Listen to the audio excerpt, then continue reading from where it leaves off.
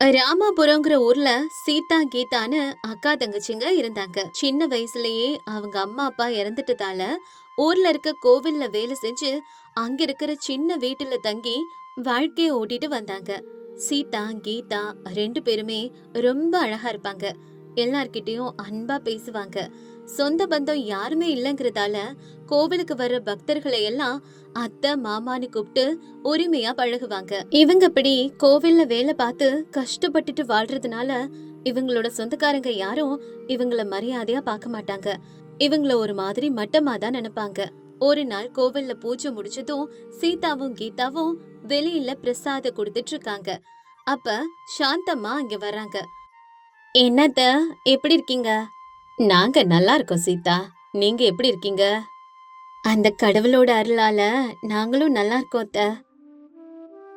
இத கேட்டுட்டு இருக்க ராணி அங்க வந்து இப்படி சொல்றா. சாந்தம்மா, இந்த அனாதை பொண்ணுங்க ரெண்டு பேருக்கும் நீ எப்பமா அத்தை ஆன? உனக்கு இந்த சமூக சேவை ரொம்ப அதிகமாயிடுச்சு போல. ராணிக்கா, நீங்க என்ன இப்படி எல்லாம் பேசுறீங்க? ஒரு பேச்சுக்கு தான் நான் அவங்கள எப்பவும் போல அத்தைன்னு கூப்பிட்டேன், அதுக்கு இப்படி பேசணுமா? ஏய், என்ன எல்லாம் அக்கான்னு இனிமே கூப்பிடாத. நான் ஒன்னும் உனக்கு அக்கா கிடையாது. என்னைய கூப்பிட வேண்டிய அவசியமும் உனக்கு இல்ல. என்ன மாதிரி ஆளுங்களுக்கு உன்கிட்ட எந்த வேலையும் இல்ல.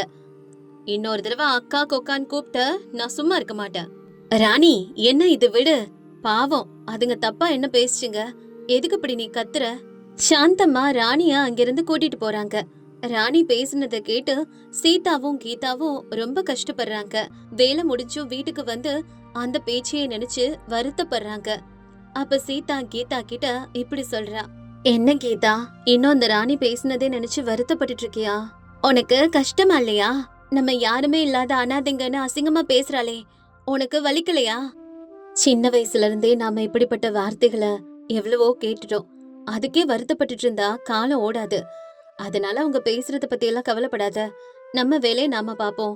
உனக்கு நான், எனக்கு நீ, அவ்வளவுதான். இப்போதைக்கு நாம ஊர்க்காரங்க தயவுல தான் இருக்கோம். நாமளும் இந்த ஊருக்கு நல்லது ஏதாவது செஞ்சா மக்கள் நம்மளையும் மதிப்பாங்க. இத நினைச்சலாம் நீ கவலைப்படாத. நீ சொல்ற மாதிரி ஒரு வாய்ப்பு கிடைச்சா நல்லாதாக்கா இருக்கும். இப்படி இவங்க ரெண்டு பேரும் அன்னைக்கு ராத்திரி எல்லாம் பேசிக்கிட்டே இருக்காங்க. அப்ப பயங்கரமா மழை பெய்யுது. விடிஞ்சதுக்கு அப்புறம் கூட மழை நிக்கவே இல்ல. 4 நாளா தொடர்ந்து மழை பெஞ்சுக்கிட்டே இருக்கு. ஊரே தண்ணியில மூழ்கி போயிடுது. 5வது நாள் மழை கொஞ்சம் குறையுது. சீதாவும் கீதாவும் கோவில சுத்தம் பண்றதுக்காக வர்றாங்க. கோவில் பிரகாரம் எல்லாம் சேரும் சகதியுமா இருக்கு. சுத்தம் பண்றதுக்காக சீதா தண்ணி எடுக்க ஒரு குடத்தோட வாய்க்கால் பக்கமா போறா. வாய்க்கால்ல தண்ணி வேகமா ஓடுது. சீதா தண்ணி எடுத்துட்டு வரும்போது கால்ல ஏதோ ஒண்ணு இடிக்குது. என்னன்னு பார்த்தா அது ஏதோ ஒரு பழைய பாத்திரம். அதை எடுத்துக்கிட்டு கரைக்கு வர்றா. அந்த பழைய பாத்திரத்தை சுத்தம் பண்ணிட்டு அந்த பாத்திரத்தையும் கையோட எடுத்துக்கிட்டு கோவிலுக்கு வர்றா. அப்ப சீதா கிட்ட கீதா இப்படி கேக்குறா. சீதா, இது என்ன? உனக்கு எங்க இது கிடைச்சது? வாய்க்கால்ல தண்ணியில அடிச்சுக்கிட்டு வந்துச்சு. என்னன்னு பார்த்தா இது ஒரு பழங்காலத்து பாத்திரம். கோவில்ல வச்சா இதுக்காவது பயன்படுமேன்னு எடுத்துக்கிட்டு வந்த. அப்படியா, சரி சரி, அந்த பாத்திரத்தை அங்க வை. போய் தண்ணி எடுத்துட்டு வா, நம்ம கோவில் ஃபுல்லா சுத்தம் பண்ணணும். சீக்கிரமா வா. சீதா சரின்னு சொல்லிட்டு பாத்திரத்தை அங்க வச்சுட்டு மறுபடியும் தண்ணி எடுக்க போறா. கீதா கோவில சுத்தம் பண்ணிட்டு இருக்கும் போது தெரியாம அந்த பாத்திரத்துல கொஞ்சம் தண்ணிய ஊத்துறா. கொஞ்ச நேரத்துல அந்த பாத்திரம் ஃபுல்லா தண்ணி நிரம்பிடுது. சீதா தண்ணி எடுத்துட்டு வந்து பாக்கும்போது பாத்திரம் ஃபுல்லா தண்ணி இருக்கு. அத பார்த்த சீதா உடனே கீதாவை கூப்பிட்டு என்னன்னு கேக்குறா. கீதா, இந்த பாத்திரத்துல எப்படி தண்ணி வந்துச்சு? நீ தானே தண்ணி எடுத்துட்டு வர, என்ன கேக்குற? எனக்கு தெரியாதே. இல்ல கீதா, நான் தண்ணி எடுத்துட்டு வந்து இந்த பாத்திரத்துல ஊத்தவே இல்ல. ஆனா எப்படி இந்த பாத்திரம் நிறைய தண்ணி இருக்கு? அதான் நீ ஊத்துனியோ நினைச்சு கேட்ட. நானும் ஊத்தல, நீ ஊத்தல, எப்படி? அப்படி பேசிட்டு அதுக்கப்புறம் அந்த தண்ணியும் சேர்த்து கோவில சுத்தம் பண்றாங்க. ஆனா சீதா அந்த பாத்திரத்துல இருந்து தண்ணி எடுக்க எடுக்க மறுபடியும் தண்ணி ஊறிக்கிட்டே இருக்கு. கொஞ்ச நேரத்துல இத கவனிச்ச ரெண்டு பேரும் ஆச்சரியப்படுறாங்க. சீதா, இது ஏதோ மாய பாத்திரம் போல தெரியுது. நம்ம தண்ணி எடுக்க எடுக்க மறுபடியும் தண்ணி வருது. அப்படித்தான் நானும் நினைக்கிறேன் கீதா. எனக்கும் ஒன்னும் புரியலையே. இங்க பாரு சீதா, ஒரு பிரச்சனையும் இல்ல. இத நம்ம பத்திரமா வீட்டுக்கு எடுத்துட்டு போயிடுவோம். அப்புறம் யோசிச்சுக்கலாம், சரியா? அதுக்கப்புறம் கோவில சுத்தம் பண்ணிட்டு 2 பேரும் அந்த பாத்திரத்தை எடுத்துட்டு வீட்டுக்கு வராங்க. அப்ப சீதா இப்படி ஒரு யோசனை சொல்றா. கீதா, கொஞ்சோண்டு தண்ணி ஊத்துனதுக்கே பாத்திரம் ஃபுல்லா தண்ணி வந்துடுச்சு. இதுல தண்ணி மட்டும்தான் வருமா இல்ல வேற ஏதாச்சும் வருமான்னு ஒரு வாட்டி செக் பண்ணி பார்க்கலாமா? நீ என்ன சொல்ற? என் மனசுல இருந்து தான் நீயும் சொல்லிருக்க. எனக்கும் அப்படித்தான் தோணுது. ஆனா எப்படி டெஸ்ட் பண்றது? உனக்கு ஐடியா இருக்கா? சீதா அந்த பாத்திரத்தை சுத்தம் பண்ணிட்டு தன் கையில இருக்க காயினை அதுல போடுறா. கொஞ்ச நேரத்துல அந்த பாத்திரம் ஃபுல்லா நிறைய காயின்கள் வருது. இத பார்த்து 2 பேரும் அதிர்ச்சி அடைறாங்க. அப்ப இப்படி பேசிக்கிறாங்க. கீதா, இதுல தண்ணி மட்டும் இல்ல, எதை போட்டாலும் அது பல மடங்கா பெருகி வரும் போல இருக்குது. ஆமா சீதா, இது கடவுள் நமக்கு கொடுத்திருக்க அட்சய பாத்திரம்.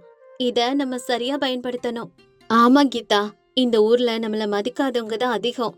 இத பயன்படுத்தி 4 பேருக்கு உதவி செஞ்சா நம்ம மேல இருக்க மரியாதையும் கூடும்.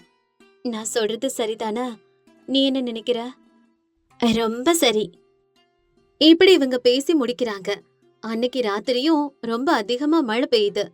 ஏற்கனவே 4 நாள் பெஞ்ச மழையால வயல்வெளி எல்லாம் தண்ணியில மூழ்கிடுச்சு. கூலி வேலை செய்யறவங்க எல்லாம் வேலை இல்லாம தவிக்கிறாங்க. யாருனாலையும் வேலைக்கு போக முடியல. மக்கள் எல்லாம் ரொம்ப அவதிப்படுறாங்க. ஊர்ல பஞ்சமே வந்துடுச்சு. அடுத்த நாள் மழை நிக்குது. ஆனாலும் சேதம் ரொம்ப அதிகமா இருக்கு. அன்னைக்கு காலையில சீதாவும் கீதாவும் எப்பவும் போல கோவில்ல வேலைக்கு போறாங்க. அப்ப அந்த கோவில் அர்ச்சகர் அவங்க கிட்ட வர்றார். என்னம்மா, இன்னைக்கு கோவிலுக்கு யாருமே வரல போலயே? ஆமாங்க ஐயா, காலையில இருந்தே ஒருத்தரையும் காணோம். எப்போ வர்ற கூட்டம் கூட இன்னைக்கு சுத்தமா இல்ல. என்னன்னு தெரியல. என்னம்மா இப்படி சொல்ற? நம்ம ஊர்ல தான் இத்தனை நாளா மழை வந்து ஊரே பஞ்சத்துல கிடக்கே. வயலெல்லாம் மூழ்கிடுச்சு. வேலை இல்லாம மக்கள் சாப்பாட்டு கூட வழி இல்லாம எல்லாரும் ரொம்ப கஷ்டப்படுறாங்க. யாராவது ஒருத்தர் கடவுள் மாதிரி வந்து நம்ம ஊர்க்காரங்களுக்கு உதவி செய்ய மாட்டாங்களான்னு எல்லாரும் ஏங்கிட்டு இருக்காங்க. அர்ச்சகர் ஊரோட நிலைமைய பத்தி சொல்லிட்டு போனதும் சீதாவும் கீதாவும் யோசிக்கிறாங்க. அப்ப சீதா கீதா கிட்ட இந்த மாதிரி சொல்றா. கீதா, நம்ம ஊர் மக்கள் எல்லாம் ரொம்ப கஷ்டப்படுறாங்க. இந்த நேரத்துல நாம தான் அவங்களுக்கு உதவி பண்ணணும். என்ன சொல்ற? ஆமா சீதா, நம்ம கிட்டதான் அச்சய பாத்திரம் இருக்குல்ல, அத வச்சு ஊர் மக்களை எல்லாம் காப்பாத்தலாம். சரியா? சரி சரி, முதல்ல எல்லாரும் பசியோட இருக்காங்க, அவங்களுக்கு சாப்பாடு போடுவோம். சரி சீதா. சரி கீதா, அப்ப நான் ஊருக்குள்ள போய் எல்லார்கிட்டயும் கோவில்ல சாப்பாடு போடுறாங்க, எல்லாரும் குடும்பத்தோட வாங்கன்னு சொல்லிட்டு வர. நீ அதுக்குள்ள சாப்பாட்டுக்கு தேவையான எல்லாத்தையும் தயார்படுத்தி வை. உடனே சீதா போய் ஊர்ல இருக்க எல்லாரையும் கோவில்ல சாப்பிட வர சொல்றா.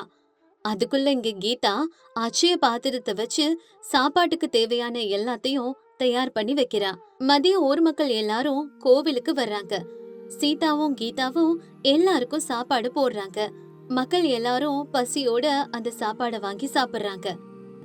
அங்கே வர அர்ச்சகர் இத ஆச்சரியமா பாக்குறாரு. சீதா, கீதா, எப்படிமா இது எப்படி சாத்தியம்? இவ்வளவு பேருக்கு சாப்பாடு எப்படி செஞ்சீங்க? மக்கள் எல்லாரும் இத கேட்டு ஆச்சரியப்படுறாங்க. அர்ச்சகர் தான் இதுக்கு உதவி செஞ்சார்னு நினைச்சிட்டு இருந்தாங்க. ஆனா சீதா கீதா தான் இதெல்லாம் செய்யறாங்கன்னு தெரிஞ்சு அதிர்ச்சி ஆகுது. அப்ப சீதா கீதா இப்படி சொல்றாங்க. ஐயா, இத்தனை நாளா நாங்க இந்த ஊர் மக்கள் தயவுல தான் பொழைச்சோம். இப்ப அவங்க கஷ்டத்துல இருக்கும்போது எங்கனால முடிஞ்ச உதவியை செய்யறதுக்கு எங்களுக்கு வாய்ப்பு கிடைச்சிருக்கு. அதான் உதவி பண்ணோம் ஐயா. ஆமாங்க ஐயா, அது மட்டும் இல்ல, பாதிக்கப்பட்ட விவசாயிங்க எல்லாருக்கும் எங்கனால முடிஞ்ச அளவுக்கு பொருளாதார உதவியும் செய்ய போறோம். நீங்க செய்யறது ரொம்ப புண்ணிய காரியமா. ஆனா இதெல்லாம் உங்கனால எப்படிமா செய்ய முடியும்? இது எப்படி சாத்தியம்? எனக்கு ஒண்ணும் புரியலமா. உங்ககிட்ட இவ்வளவு பணம் எது? அர்ச்சகர் அப்படி கேட்டதும் சீதாவும் கீதாவும் அந்த அச்சய பாத்திரத்தை பத்தின உண்மையை சொல்றாங்க. இத கேட்ட அர்ச்சகர் ரொம்ப சந்தோஷப்படுறாரு. கடவுள் உங்களை நல்லா வச்சிருப்பாருன்னு ஆசீர்வாதமும் பண்றாரு. ஊர் மக்களும் உண்மை தெரிஞ்சு அவங்க 2 பேரையும் பாராட்டுறாங்க. சாப்பாடு முடிஞ்சதும் அந்த பாத்திரத்தை வச்சு கிடைச்ச பணத்துல விவசாயிங்களுக்கு பண உதவியும் செய்யறாங்க. அன்னையில இருந்து அந்த ஊர் மக்கள் சீதாவையும் கீதாவையும் ரொம்ப மரியாதையா நடத்துறாங்க. அவங்கள அசிங்கப்படுத்தினாலும் அவங்களுக்கு உதவணும்னு நினைச்ச அவங்க குணத்தை பார்த்து ஊர் மக்கள் ரொம்ப பெருமைப்படுறாங்க. அக்கா தங்கச்சிட்ட மன்னிப்பு கேட்ட ஊர் மக்கள் அதுக்கப்புறம் பாசமா அவங்கள பாத்துக்கறாங்க.